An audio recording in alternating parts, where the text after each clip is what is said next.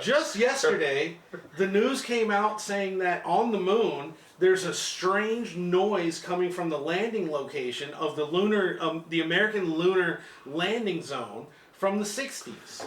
You know what they did? They probably sold that studio in California, and somebody's renovating their building next door, so they're hearing these weird noises on their fake moon set. Now, the article also explained what it was, and it's quite obvious if you know anything about actual space. But this guy, I can't wait to hear what he thinks the noises are. Just like he said, they sold the studio. But hilarious. But yeah, Ricky the raccoon is living in the building next door to the moon. What about the moon? Not the moon landing, the moon. The moon. And like, let's not even talk about the mouse that ran across the rocket while it was in space. You know, yeah, we're not even.